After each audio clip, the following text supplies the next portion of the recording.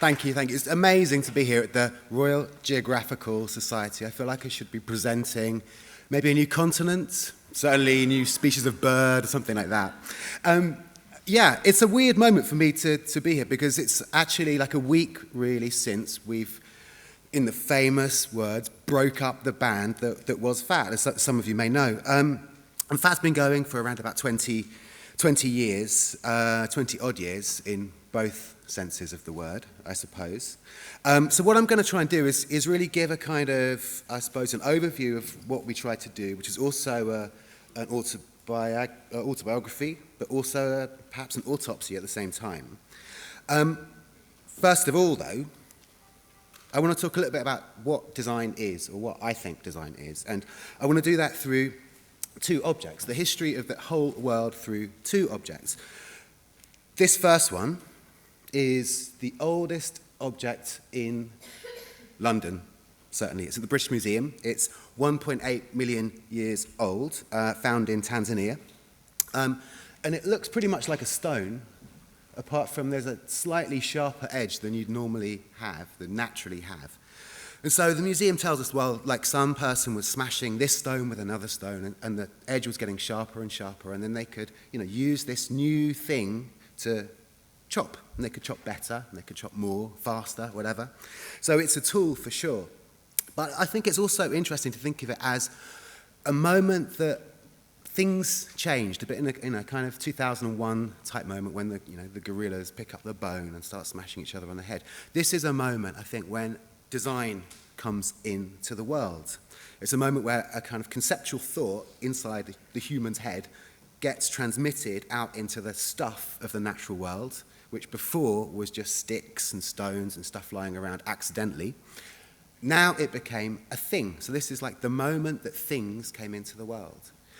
But there's something else, I think, that happens. It's not only is it a kind of human idea shaping stuff, it's also that the stuff then, in a way, shapes humans. Like things, in a way, actually allowed human culture, as we understand it now, to kind of come into existence.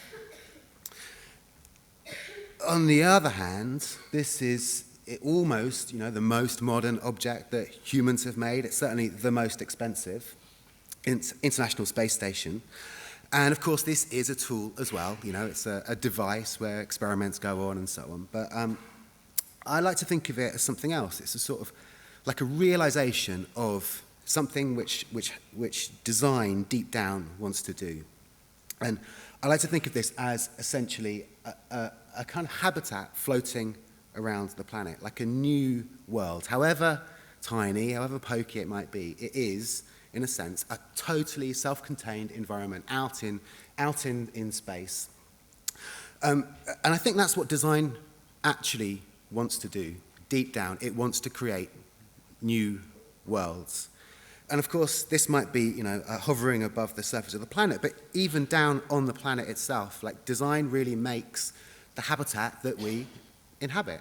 And however natural it might feel, however natural houses might seem to be, or cities or roads, you have to remember that these are all inventions, these are all kind of totally abstract ideas, totally synthetic, that we now assume are totally natural parts of the landscape.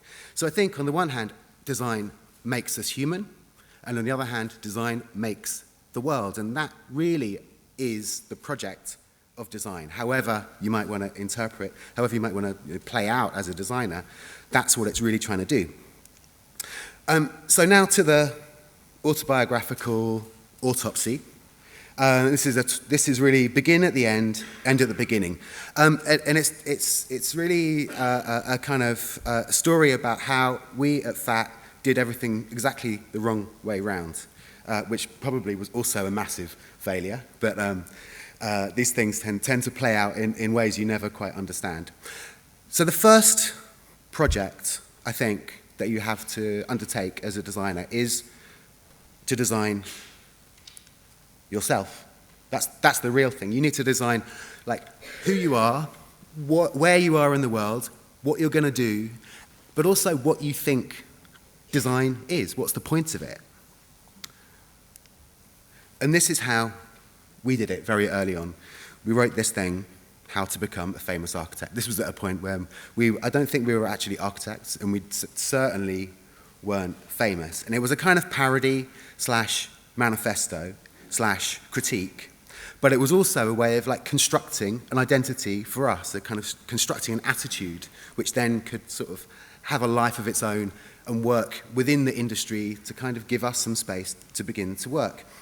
And it was a sort of play-by-play account of how you should do it. And it says things like this: like, first, pay a visit to a well-stocked newsagent, buy a copy of a design magazine, and then you'll use that to find out what not to do. Then go to the Remaindered bookstore, buy a copy of books from the Remaindered bookstore. Of course, these are 10 to 15 years old, books that nobody wants, stuff that people think is disgusting, horrible, like the worst kind of thing you could possibly design, the least fashionable and so most shocking of all styles. You will use this to copy your new designs from. So then you need a cutting-edge design name for your firm, something punchy, arty, and a little stupid should do. So you can imagine we're architects called Fat. That's a little, punchy, arty, and stupid. So then you need a project. And for architects to make their name, the project is always a house. That's the thing architects kind of always play their personality against, and it's the sort of record of how different you are as an architect. So this one says, get a catchy title, and then add the word house to it, and that's your project. Scan in bits of the Remaindered books, put them together, and there's your project. Then mystique. That's the most important bit. This is important because it's what you're selling, of course. That's what this says here.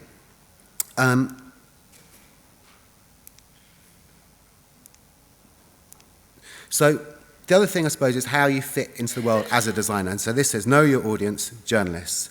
It's important to remember that design journalists are desperate for anything interesting. This is because architecture is mainly boring, so be interesting. This was a very simple plan. Architecture is mainly boring still. So send them off, blah, blah, blah, blah, blah, blah, etc., etc. Finally, welcome to the world of international design. So this was our kind of opening statement, our opening gambit. And strangely, it kind of worked. It took a lot longer than we thought it would do, but it kind of worked. But I suppose the real lesson from this is that once you've made your manifesto, you need to make it real. You need to manifest your manifesto. And this is one of the first projects that we kind of realized as a total building. It's a house in just off the Hackney Road. And it does pretty much everything that guide says. It's a blue house. It uses these terrible references from late 60s and early 70s postmodernism, architecture which looks like a cartoon, all of the things which kind of contemporary architecture hates to do. It's a house that tells you it's a fiction, so you can see here how thin it is, almost like a billboard. And you can see that when you're using these kinds of references of something being fictional, architecture being fictional, not being true, which is what architects always like to be true to materials, for example, when you're not being truthful, you can start to do other kinds of things. So you can see here how the building shifts from, at the top, it's got a kind of city scale to it, and then lower down you can see this cut-out tree, a one-to-one cartoon tree as the garden wall. But inside, behind all that kind of flatness, behind that kind of aggression, especially aggression directed right at the heart of all the things that architects hold dear, something else happened. That's to say that the sort of manifesto develops into something more mysterious, more deeper, that you have kind of moments of domesticity cut together, and you can flow through them, and so on. So it becomes a kind of a much richer experience. It's like manifesto on the outside and kind of something else on the inside. And you get these moments. So this is the scaled down office block that's on the outside, and here you are looking through the windows. So it's a little bit like when you see the Statue of Liberty. From the outside, she's a gigantic woman. When you go inside her, you climb up and you look out of her crown, which has become, to you, on the inside window. So there's kind of play between what's on the outside and what's on the inside. So this idea that architecture could be a fiction, I think, was really important for us. It could be something full of narratives and stories, and it really kind of found an amazing home in a project in Amsterdam for a communications company called Kessels Kramer, who had this beautiful church In this vast space, we essentially created a series of miniature buildings or gigantic pieces of furniture, each with its own character, like a little bit of garden shed, Wild West fort, lifeguards tower. And so this was a sort of truth. Obviously, it's a fiction, but it's a truth to something else, a truth to, I suppose, the character of our client in this sense. So it makes this very surreal landscape with all these objects full of character, which somehow talk to the spirit of the people who inhabit it. And it's the same idea of how you can take, I suppose, design's own fantasy, the fact that as a designer you're always trying to make something which is kind of separate from the world, something which is self-contained, something which has its own kind of logic to it. But of course it goes into the world, which is completely illogical. You know, as soon as you step out of, you know, the stage set, you're in a totally different environment. And that's the kind of thing we often played with. This was a project for Selfridges, another project for Selfridges. A very quick, fast project in those terms. And we here were really playing against the kind of super slickness of a place like Selfridges, like absolute luxury, everything super shiny. Here this was about rawness as a kind of contrast to that. It was about construction. So you can see this thing, which is like all construction, made out of 2x2, the stuff you get down at builders merchants, rather than, you know, marble imported from Italy. Using the mechanisms of the shop itself. So here, a thing to hang hangers on was a gigantic, overscaled kind of pop art hanger. Or in the brand mats themselves, to try and make them seem like installations, so to reveal the way in which they become a brand. So you can see the, you know, you can see the kind of magic, you can see the way in which the trick's working, the way in which the magician's actually making the thing appear in the world. So this idea, I suppose, of rawness plus narrative, of like being true and untrue at the same time, was the kind of thing we played with a lot. This was another project in Holland, in an art school outside of Eindhoven, which is a refurbishment. And you can see here the kind of contrasts that were going on. You can see the original building, which is absolutely nothing to write home about, and then this ridiculous screen on the front, all cast out of concrete. In fact, it looks a little bit like that stuff, you know, Hitler's crazy Baroque bunkers in the exhibition by the front door. And it was a lot about making, changing the identity, but it was also about changing the way in which a creative place actually works. So it was about making lots of connections, making connections between different departments, different disciplines, forcing people to come together, have conversations, see stuff, but also make those connections out to the city, so that the art school becomes less siloed, less of a kind of single entity, and becomes more engaged with the community around it. So here you can see how that sort of identity worked, wrapping around the existing buildings with structures, painted patterns, and so on. Details of this weird cast Gothic concrete screen, and how that then comes into the interior too, to create a kind of framework for the creativity which is then supposed to happen within the art school. Now, I think what we've often tried to do is to think about what our creative discipline is, and what architecture is especially. And we've done that in two ways. The first way is to try and explode the discipline itself. Of course, disciplines are important. They're, you know, repositories of knowledge, repositories of skill and expertise, but they're also things which kind of blinker us. They're kind of a straitjacket. Like if you think you can solve the world's problems with a hammer, that's how you approach the world. You know, every problem is a nail. So these were often projects thinking about, well, what is architecture? How does it actually work in the world? So these were something like this, which was artists commissioned to make installations around bus shelters. So here, a thatched shelter, and here a guy in a gorilla suit greeting commuters with karaoke renditions.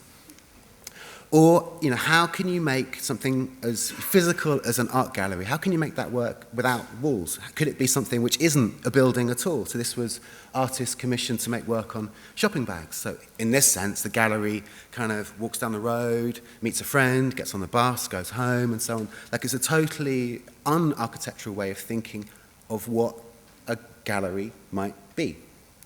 Or could, it even be a typeface? So this is where, you get a kind of font and architecture coming together with this mock Tudor typeface. Equally, though, there's so many things within each discipline that are kind of, the kind of foundation of, how you work, the things which almost are like truisms that you can't even think about. Sometimes it's those that can be reinvented, I think. So in an architecture, in a design, often that's this really awful phrase that hangs around our neck like a millstone: form follows function. And I find that's a phrase which always kind of totally depresses me. But this was a project which tried to sort of reinvent that from within. And it talked about two things which belong in totally different worlds coming together. On the one hand, a bathroom, super functional, hygiene, plumbing, very objective, engineered thing. But on the other hand, ridiculous, romantic love. So this was a bathroom for a mythical couple, who was so much in love that they couldn't bear to be apart for 1 second. So you can see here that they have their basins merge into one. You can see the two baths that have been cut so they form a heart shape in plan. You can see the shower kind of beginning to embrace itself as though it was a Welsh love spoon. But you can also see the inevitable result of this intersection between the world of pipes and plumbing, which we think is a rational world, and the world of love, which we think is something else entirely. So this was really thinking, is there something more in function that you can really develop? Is it really a narrative? Does plumbing actually already contain a whole set of meanings about, privacy, about hygiene, kind of social codes, as much as it is about, taking waste water away? So if, as I was trying to say earlier, design is about making worlds, it's really about making relationships, and it's about making communities, and it's about somehow making a sort of social vision and making that into something that's real, something that actually happens. Another project in Holland, this time in a satellite new town outside of Rotterdam. This is a plan. This is what it looks like. So it's a sort of classic 1960s new town next to a gigantic oil refinery. And we were initially asked to kind of just look at it and see if we could see anything else going on. And we began to look at the sort of imaginary life, I suppose, not the physical stuff, but the ways in which people thought who lived there, the ways in which the kind of culture of inhabitation had begun to change it. You could see here, for example, like a little carriage lamp stuck into the municipal power supply that suggests like a totally different kind of place to that, kind of post-war housing blocks. Or the ways in which symmetrical bits of crappy plants suggest much grander kinds of architecture. Or really complicated narratives in people's front gardens, actually almost like you could look at them almost like you're a psychoanalyst. You could develop a kind of whole personality out of these tiny little things assembled from garden centres over bank holidays, one imagines. So that the architecture itself was both real stuff, but also imaginary stuff, like psychological stuff, dreams and desires, as much as it was bricks and concrete. And this was really where the project happened, in this intersection between one and the other. So we were asked then to make something which was essentially a park and a community/cultural centre. And we began with things like this, a pet cemetery. We thought this would be an amazing way to start to have some kind of much deeper connection. Children burying their goldfishes, they'll never remember that day, and so on. We thought about advertising the town to the highway just to the north of it with a kind of Hollywood-style sign. But that Hollywood-type sign could also be the home of super local activities, like tiny pigeon lofts at the base of a gigantic T. We thought about the architecture. We thought about, is there a way in which architecture can be as communicative as something like this? This is St. Mark's in Venice, full of decoration, essentially broadcasting ideas about a whole world view on every surface of it, but with an architecture like this, which is the most generic, cheapest kind of structure you can possibly have, and the kind of budget with which we were working. And we thought, if you could combine these two, what would that be? Could it be, kind of cartoon story? Could it be narrative etched into this like super generic shed? Wondering how baroque that could get. So how could it be something which was, on the one hand, completely generic, but also totally specific? As that was developed through lots and lots of drawings, and it became something like this. This is a sort of view of the park with a lake, an artificial hill, sports facilities, an arboretum, all this kind of stuff centered around a building in the middle called the Villa. All of these things are really driven by a kind of narrative, really. So you can see here, very boring building, which suddenly takes on a kind of over-expression of weird versions of nature, like gold-sprayed polystyrene trees around the entrance, or these weird bits of wood cladding which reflect the skyline of the Shell refinery in the background. Or ways in which that cladding gets cut to tell a story about the landscape of the town, from infrastructure to nature to housing. And then how that kind of screen could begin to open up. So here's the cafe where the sort of flat trees suddenly become three-dimensional trees as the glass is moved away. And through the park are a series of little objects. This is a shed which kind of dreams about being a church, a bridge to the children's playground, a sign for the arboretum, all of which are like full of references to various things. A seat which is part log, part supernatural, part super synthetic. And sometimes with massive bits of text set into them as well. So everything's about kind of expressing and creating a kind of identity, I suppose. So ending at the beginning, this is the project we've just finished, really one of the last FAT projects, which was at the British Pavilion at the Venice Biennale. And it was a show about history. The director, Rem Koolhaas, asked all of the national pavilions to look at a brief which was called Absorbing Modernity. So what happened to modernism when it came to country X or country Y? And our show is really a rewrite of the received history of British modernism, and it's called A Clockwork Jerusalem. This is the Jerusalem of William Blake, the Jerusalem of the welfare state, and the clockwork of Stanley Kubrick. So a kind of William Blake to Stanley Kubrick view of what modernism was and what it could be. Here's the pavilion itself. We shipped two of the infamous concrete cows from Milton Keynes over, which guard the pavilion like Venetian lions. And then inside built this kind of artificial earthwork, which you can climb up, and around it is this panorama which tells the story of British modernism. And this mound is it's like every mound. It's the mounds from prehistoric Britain, from Neolithic Britain, like Silbury Hill, but it's the mounds from early social housing projects like the Arnold Circus in the Boundary Estate, and the mounds of famous housing projects like Robin Hood Gardens out in Poplar. So it's a show about the history of architecture, but it's also a show about where did this idea of design, this idea of modernism emerge from. And our argument was that it didn't come from a professional interest. It came out of really a century of desire for social reform after the Industrial Revolution.